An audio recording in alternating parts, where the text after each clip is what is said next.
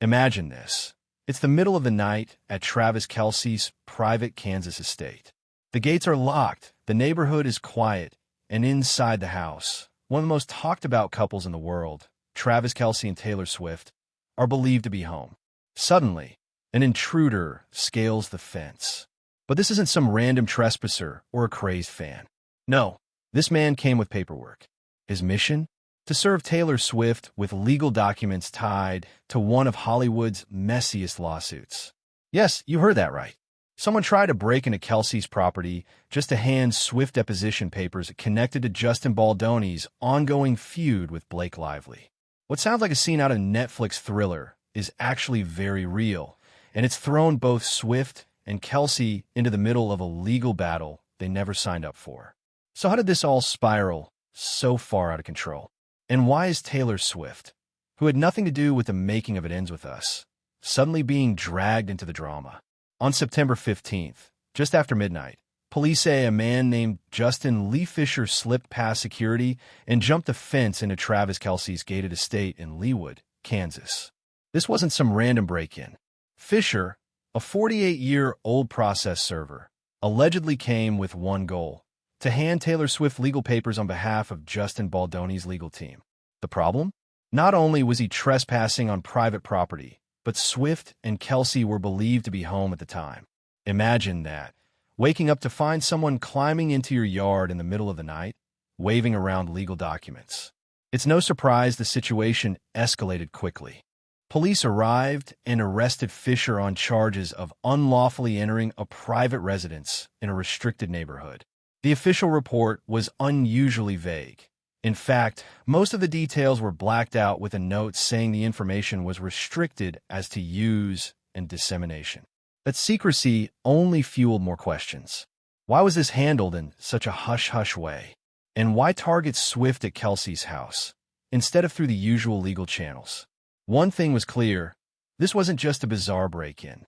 It was the latest twist in a celebrity legal saga that had been simmering for months, and Taylor Swift suddenly found herself in the middle of it. But who exactly was this man who thought sneaking into an NFL star's property was a good idea? That's where the story gets even stranger. So who exactly is the man at the center of this late-night drama? Justin Lee Fisher isn't just some random thrill-seeker. At 48 years old, he's a professional process server, the kind of person hired to deliver legal documents when someone doesn't want to accept them voluntarily. Normally, his job is pretty straightforward: track down the recipient, hand over the papers, and move on. But this time, Fisher's methods crossed a serious line. Reports suggest Fisher once worked in law enforcement before becoming a process server. That background might explain his confidence in sneaking on a private property, but it doesn't excuse it. Trespassing into the backyard of one of the most famous couples in the world, under the cover of darkness, was a risky move that backfired instantly. What's even more unusual is the target. Fisher wasn't trying to serve some low-profile business executive or a struggling actor. He was going after Taylor Swift, a global superstar surrounded by layers of security, lawyers, and publicists. And instead of approaching her through standard legal channels, Fisher allegedly chose to leap into Kelce's gated estate. The decision raised eyebrows, leaving many to wonder if he was making a statement or if he was under pressure to pull off a near-impossible job. Whatever his reasoning, Fisher ended up in handcuffs, facing charges and public scrutiny. But his late-night stunt opened a much bigger question. Why was Taylor Swift being dragged into Justin Baldoni's bitter feud with Blake Lively in the first place? Because as it turns out, Swift never had a direct role in the movie at the center of this lawsuit. And yet, her name kept popping up again and again. Now here's where things get messy. According to Justin Baldoni's legal team, Taylor Swift had supposedly agreed to sit for a deposition. In a letter filed on September 11th, Baldoni's attorney even told the judge that Swift was willing, but needed to delay until late October because of her packed professional schedule. On paper, it sounded like Swift was cooperating, but Swift's camp immediately called foul.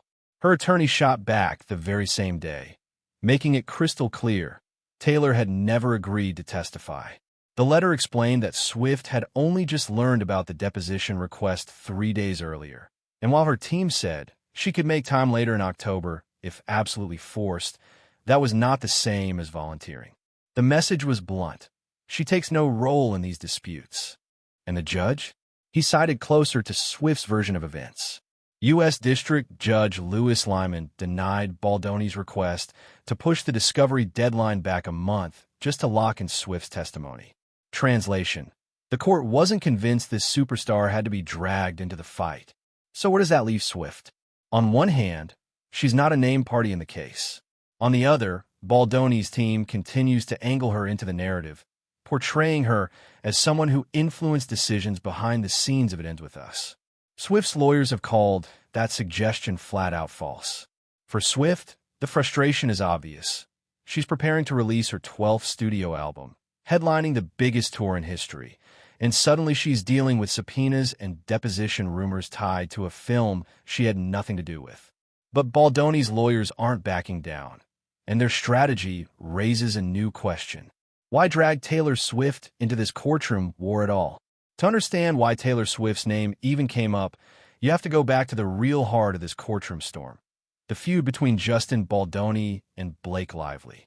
It all started last December, when Blake Lively filed a lawsuit against Baldoni, who directed and co-starred with her in It Ends With Us. Her claims were explosive. She accused Baldoni and his Wayfarer Studios team of creating a toxic work environment, subjecting her to harassment, and then launching a smear campaign when she spoke out.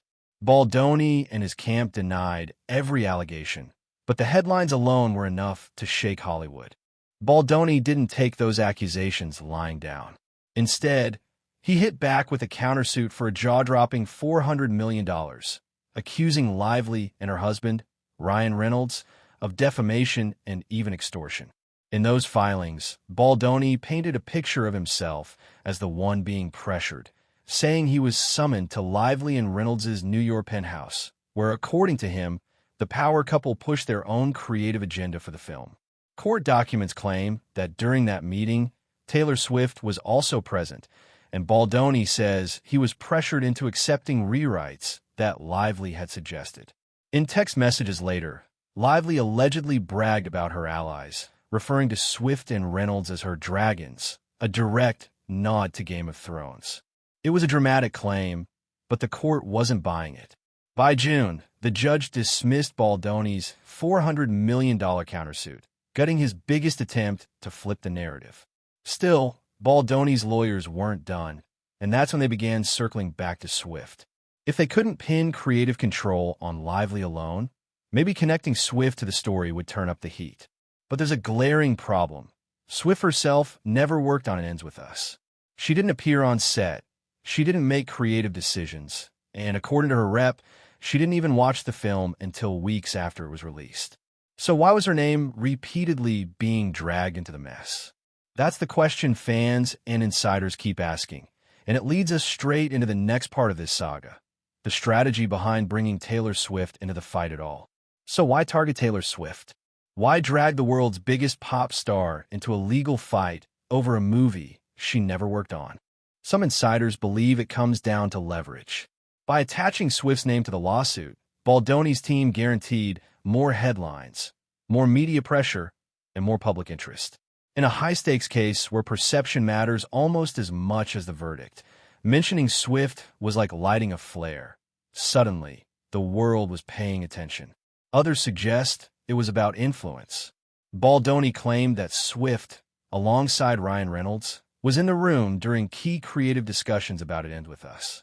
By painting Swift as part of Lively's inner circle, his lawyers could argue that Lively had heavyweight allies shaping the project behind the scenes. Even if those claims were shaky, just floating the idea was enough to spark speculation. But here's the reality. Swift's team has shut this down at every turn. Her reps have been adamant. She had zero involvement in casting, filming, editing, or promotion. She wasn't on set, she wasn't behind the camera, and she didn't sit in on production meetings. The closest connection Swift had was her song My Tears Ricochet being featured in the film's soundtrack, and that's where it should have ended. Instead, Baldoni's legal team kept circling back, even subpoenaing her earlier this year before quietly withdrawing the request. To many observers, it felt less like a legitimate legal move and more like a publicity tactic. After all, even a whisper of Taylor Swift in a court filing guarantees viral coverage. And here's the kicker. The strategy might have backfired. By pushing too hard to tie Swift to the case, Baldoni's side risked looking desperate, turning public sympathy towards Swift and away from him. Fans rallied around her, demanding to know why her name was being dragged through the mud for a fight she never signed up for. So with Swift refusing to play along, and the judge already shutting down attempts to delay the case for her deposition, Baldoni's legal maneuvering hit a wall. But that didn't mean the feud was over. The court still had critical decisions to make, and those rulings would shape what happens next. The courtroom drama hit a turning point when U.S. District Judge Louis Lyman stepped in. Baldoni's team had requested an extension to the discovery deadline, essentially asking for more time to depose Taylor Swift. But the judge said no. By denying the 30-day extension, he effectively shut down Baldoni's last attempt to legally bring Swift into the case. This ruling didn't just protect Swift's schedule. It sent a clear message to both parties. The court wasn't going to allow the lawsuit to spiral into a media spectacle. For Swift, it was a win. She could continue her world tour, focus on her album release, and stay largely removed from a legal battle she had no part in creating. But for Baldoni, the fallout was immediate. With the deposition off the table, his legal team lost a potential strategy to tie Swift's name to their narrative. Meanwhile, Blake Lively's camp maintained that their original claims stood, that the harassment and retaliation she alleged happened, and that Baldoni's countersuits were increasingly overblown. The case itself remains high stakes. Lively's lawsuit isn't over, and the legal skirmishes have shown just how public and messy Hollywood disputes can become when A-list names are involved. Every court filing, every denied motion, and every subpoena grabs headlines, drawing fans, critics, and media outlets into what feels like an endless cycle of speculation. And for the public, one of the most shocking elements remains the fence-jumping incident at Kelce's home. It wasn't just a legal maneuver. It was a real-world escalation that reminded everyone just how far some parties are willing to go when celebrity names are involved. But as the case moves forward, new questions arise. Who will actually be held accountable for the drama? Will Swift's name ever appear in court, even indirectly? And how much of this story is strategic legal maneuvering versus simple celebrity spectacle? The answers are still unfolding, and what happens next could surprise everyone. With the judge's rulings behind them and the deposition drama temporarily paused, the question now is, where does this celebrity legal battle go from here? The case isn't over. Blake Lively's lawsuit against Justin Baldoni and his team is still active, and the court will continue to examine the harassment and retaliation claims she brought forward. Every filing, every motion, and every piece of evidence could shift the story dramatically. And while Taylor Swift seems largely out of the spotlight for now, the potential for her name to resurface can't be completely ruled out, especially if the lawyers keep pushing every angle they can. Meanwhile, the public is watching closely. Social media is buzzing with theories about Swift's involvement, speculation about Baldoni's strategy, and debates about Lively's claims. Fans and critics alike are weighing in, turning what should be a private legal matter into a viral spectacle. And let's not forget the human element. Travis Kelce and Taylor Swift, caught in the middle of this mess, must navigate the drama while maintaining their personal lives and public image. The fence-jumping incident alone serves as a reminder of just how unpredictable and invasive celebrity feuds can become. The next months will be crucial. Court dates, filings, and potentially even settlements could bring surprises no one sees coming. One thing is clear, this isn't a simple legal battle. It's a tangled web of Hollywood power plays, media frenzy, and celebrity influence, and it's far from over. The big question remains, will this saga fizzle quietly in court, or will new twists bring Taylor Swift, Travis Kelce, and everyone else back into the headlines once again? From a late-night fence-jumping arrest to courtroom battles involving some of Hollywood's biggest names, this saga has it all. Suspense, strategy, and high-profile personalities caught in a whirlwind of legal drama. Travis Kelce and Taylor Swift, unwittingly drawn into a feud they had no part in creating, have become central figures in a story that feels more like a blockbuster than a court case. The Baldoni, lively conflict has already produced headlines, public speculation, and eyebrow-raising maneuvers. And even though Swift has mostly stayed on the sidelines, her name continues to reverberate through the media, reminding everyone just how powerful celebrity influence can be. As the legal battle continues, questions linger. Will the courts finally untangle the tangled web of claims and counterclaims? Could Swift's name appear in the spotlight again?